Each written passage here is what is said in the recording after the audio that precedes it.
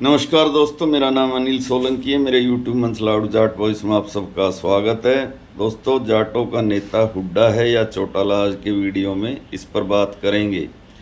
अभी 24 सितंबर को जो भारत के सबसे बड़े किसान नेता थे ताऊ देवीलाल, किसानों के मसीहा का जन्म जयंती समारोह है तथा इंडियन नेशनल लोकदल पार्टी हर साल 25 सितंबर को ताऊ देवीलाल की जयंती मनाती है। इस बार वो जयंती रोहतक के अंदर मना रही है। रोहतक जो कि चौधरी भूपेंद्र सिंह हुड्डा का गढ़ है। एक ज़माने में ये रोहतक ज़िला ताऊ देवीलाल की पार्टी का भी गढ़ होता था, लेकिन आज यहाँ पर कांग्रेस का गढ़ बन गया तथा ताऊ देवीलाल की पार्टी आज ख़त्म होने के कगार पर है। उसके केवल 2 ही एमएलए हैं और इंडियन नेशनल लोकदल पार्टी अपने को दोबारा जिंदा करने के लिए वहाँ पर रोहतक के अंदर ये रैली कर रही है, रोहतक के अंदर अपनी खोई हुई ज़मीन को वापस पाने के लिए।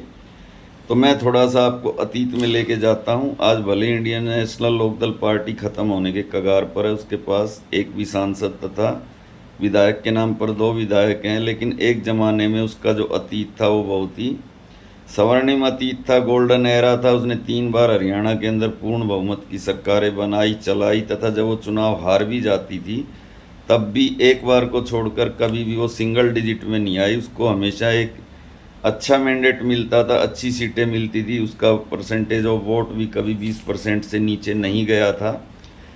तो 1977 से शुरुआत करते हैं। 1977 के अंदर इंडियन नेशनल लोकदल पार्टी ने जनता पार्टी के नाम से चुनाव लड़ा। हल्दर उसका निशान था तथा 75 सीटें जीती। ये पहली बार था जब इंडियन नेशनल लोकदल पार्टी ने हरियाणा में चुनाव लड़ा, 75 सीटें जीती, ताऊ देवीलाल सीएम बने। फिर 1982 के अंदर इंडियन नेशनल लोकदल ने लोकदल के नाम से चुनाव लड़ा, सरकार नहीं बना पाए, कांग्रेस की सरकार बनी, लेकिन 31 सीटें फिर भी आई। फिर आया 1987, इसमें इंडियन नेशनल लोकदल पार्टी को 60 सीटें मिली और उसकी सरकार बनी। फिर आया 1991, इसमें कांग्रेस की भले ही सरकार बन गई लेकिन लोकदल को 16 सीटें मिली। फिर आया 1996 में चौधरी बंसीलाल की लहर में भी इंडियन नेशनल लोकदल पार्टी 24 सीटें जीत लेती है। फिर साल आया 2000 में इंडियन नेशनल लोकदल पार्टी को 47 सीटें मिली, उसकी सरकार बनी। फिर आया इंडियन नेशनल लोकदल पार्टी का सबसे खराब टाइम, जब उसके केवल 9 एमएलए आए। 2005 में पहली बार वो सिंगल डिजिट में आई। फिर आया साल 2009, इसमें फिर कांग्रेस की सरकार बनी तथा इंडियन नेशनल लोकदल को फिर 31 सीटें मिली। फिर आया साल 2014, जिसमें भारतीय जनता पार्टी की सरकार बनी। पूरे देश में मोदी जी की लहर चली, केंद्र और राज्य में, लेकिन इंडियन नेशनल लोकदल पार्टी को फिर भी 20 विधायक, 2 सांसद और 20-25% वोट भी हरियाणा में मिला। आज वो पार्टी खात्मे के कगार पर है। अब दोनों पार्टियां, कांग्रेस और इंडियन नेशनल लोकदल पार्टी, एक दूसरे को भाजपा की बी टीम कहती हैं तथा भारतीय जनता पार्टी ने हरियाणा के अंदर और देश के अंदर भी सीधे सीधे एक लकीर खींच दी है। हरियाणा में ख़ास तौर से जाट और गैर जाट की, उसको ऐसा लगता है कि ये हरियाणा की जो भूमि है उसके लिए राजनीतिक रूप से बहुत ही उपजाऊ भूमि है। यहाँ पे उसको ज़्यादा कुछ करने की ज़रूरत नहीं, कोई अच्छी गवर्नेंस देने की ज़रूरत नहीं। चुनाव के टाइम पर बस समाज के अंदर जाट और गैर जाट का सुर्रा छोड़ दो और सत्ता में आ जाओ, चुनाव जीत लो। अब इस सब के लिए कौन जिम्मेदार है, जाटों का असली नेता कौन है तथा जाटों को किसको वोट देना चाहिए, क्योंकि आज हरियाणा के अंदर जाटों का जो वोट है वो 4 जगह जाता है। सबसे बड़ा चंक कांग्रेस को मिलता है, दूसरे नंबर पर निर्दलीय, तीसरे नंबर पर इनलो और चौथे नंबर पर भारतीय जनता पार्टी को भी 10 से 15% जाट वोट देते हैं। और भारतीय जनता पार्टी ने जाटों को बिल्कुल अलग थलग करके रखा हुआ है। आज पहली बार ऐसा है पूरे देश में किसी राज्य में ना जाट सीएम है, न केंद्र में कोई जाट कैबिनेट मंत्री है तथा 2 गवर्नर के जो पद दिए थे उनका भी क्या हुआ, हसरिया आपने देखा। मैं सतपाल मलिक और जगदीप धनखड़ की ही बात कर रहा हूँ, आप लोग समझ रहे होंगे। तो सबसे पहले बात करते हैं कि जो जाटों के क्षेत्रीय दल थे हमारे देश में 3, यूपी में आरएलडी, हरियाणा में आईएनएलडी तथा पंजाब के अंदर अकाली दल। आज तीनों ख़त्म हो चुके हैं, बिल्कुल ख़त्म होने की कगार पर हैं। इसके लिए जाट खुद ही जिम्मेदार हैं, जिन्होंने अपनी पार्टियों को वोट देना ही बंद कर दिया तथा उनकी ऐसी हालत हो गई।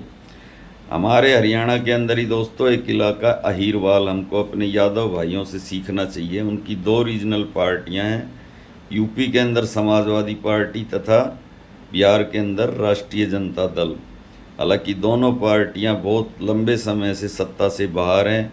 राष्ट्रीय जनता दल को 20 साल हो गए वनवास झेलते हुए तथा समाजवादी पार्टी को भी 10 साल के करीब हो गए, लेकिन फिर भी दोनों पार्टियां मरी नहीं हैं, जिंदा है, उनका अस्तित्व जिंदा है। उनको बहुत अच्छे वोट और बहुत अच्छी सीटें मिल रही हैं तथा देश की राजनीति में वो चर्चा का विषय बनी हुई हैं, क्योंकि वहाँ का यादव समाज उनके साथ डटकर खड़ा हुआ है, उनका साथ नहीं छोड़ रहा है। लेकिन हरियाणा, पंजाब और उत्तर प्रदेश में जाटों ने अपनी क्षेत्रीय पार्टियों को खुद ही खत्म कर दिया तथा उपहास का पात्र बन गए।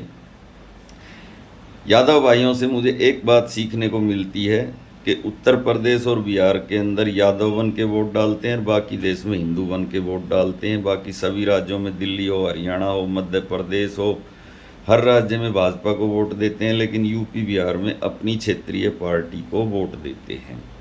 अब बात करते हैं हरियाणा की। हुड्डा वर्सेस चौटाला, जाटों का नेता कौन, इस उहापोह में पड़े रहेंगे तो कभी भी भारतीय जनता पार्टी चुनाव नहीं हारेगी। ऐसे ही वोट बंटते रहेंगे, बट के कटते रहेंगे, कुछ भी नहीं होगा। मैं आपसे एक ही बात पूछता हूँ, चौधरी भूपेंद्र सिंह हुड्डा को मैं कोई उसका दुश्मन नहीं, उनको मैं बहुत अच्छा नेता मानता हूँ। उनका बेटा दीपेंद्र हुड्डा भी बहुत अच्छा लड़का है, लेकिन उसको आपने एक नहीं, दो बार नहीं, तीन तीन चुनाव में आजमा के देख लिया। हम बात 2009 से ही शुरू कर लेते हैं। 2009 में उनको 40 सीटें मिली, सरकार बन गई। उसके बाद 14 में उनकी 15 सीटें आई, उसके बाद 19 में उनकी 31 सीटें आई और इस बार 2024 में उनकी 37 या 38 सीटें आई। वो सत्ता के करीब होते हुए भी सत्ता तक नहीं पहुंच पाए। तो जब आपने भूपेंद्र हुड्डा को 3-3, 4-4 बार आजमा लिया, तो अब आपको फिर से अपनी पार्टी की तरफ लौटना चाहिए। इंडियन नेशनल लोकदल को मौका देना चाहिए, क्योंकि ये वो पार्टी है जिसने आपको हरियाणा के अंदर मान सम्मान बढ़ाया तथा इसका अतीत भी बहुत ही गौरवमयी है। तथा मैं एक बात और इसमें ऐड कर देना चाहता हूँ आखिरी में, कि जो लोग ये सोचते हैं कि कांग्रेस पार्टी अगर सत्ता में आई तो चौधरी भूपेंद्र सिंह हुड्डा ही मुख्यमंत्री बनेंगे, ऐसा भी नहीं है। क्योंकि कांग्रेस पार्टी का इतिहास रहा है, 1991 के अंदर चौधरी वीरेंद्र सिंह हरियाणा प्रदेश कांग्रेस के अध्यक्ष थे तथा उनको मुख्यमंत्री का चेहरा बनाया गया था, लेकिन चुनाव के बाद मुख्यमंत्री चौधरी भजन लाल को बना दिया गया था। इसी प्रकार से 2004 के अंदर चौधरी भजन लाल प्रदेश अध्यक्ष थे, उन्हीं का चेहरा आगे रख के चुनाव लड़ा गया था, लेकिन चुनाव जीतने के बाद चौधरी भूपेंद्र सिंह हुड्डा को मुख्यमंत्री बना दिया गया था। तो अगर आप लोग ये सोचते हैं कि कांग्रेस कभी सत्ता में आई तो चौधरी भूपेंद्र सिंह हुड्डा ही सीएम बनेंगे, तो ऐसा भी नहीं है। हो सकता है कांग्रेस हाईकमान किसी और को सीएम बना दे, और हो सकता है कि जो आपका लंबा इंतज़ार है मुख्यमंत्री देखने का, जाट मुख्यमंत्री देखने का, वो और लंबा हो जाए। तो मेरा तो ऐसा ही मानना है कि जाटों की अगर कोई पार्टी है हरियाणा के अंदर, तो वो party Indian National Lokdal party है। तथा रोहतक के अंदर जो चौधरी अभय सिंह चौटाला अपनी शक्ति दिखा रहे हैं, अपनी शक्ति का प्रदर्शन कर रहे हैं, उसमें सबको बढ़ चढ़ कर हिस्सा लेना चाहिए तथा चौधरी अभय सिंह चौटाला की पार्टी का साथ देना चाहिए तथा चौधरी अभय सिंह चौटाला की पार्टी को मजबूत बनाना चाहिए। इसी के साथ मैं आपका भाई अनिल सोलंकी आज का वीडियो यहीं पे समाप्त करता हूं। दोस्तों, वीडियो कैसा लगा कमेंट करके बताएं। अच्छा लगा तो अपने ग्रुप में शेयर करें, लाइक करें, कमेंट करें। जो भाई अभी अभी मेरे चैनल से जुड़े हैं वो चैनल को सब्सक्राइब करें। धन्यवाद भाइयों, आपका दिन शुभ हो। मिलते हैं अगले वीडियो।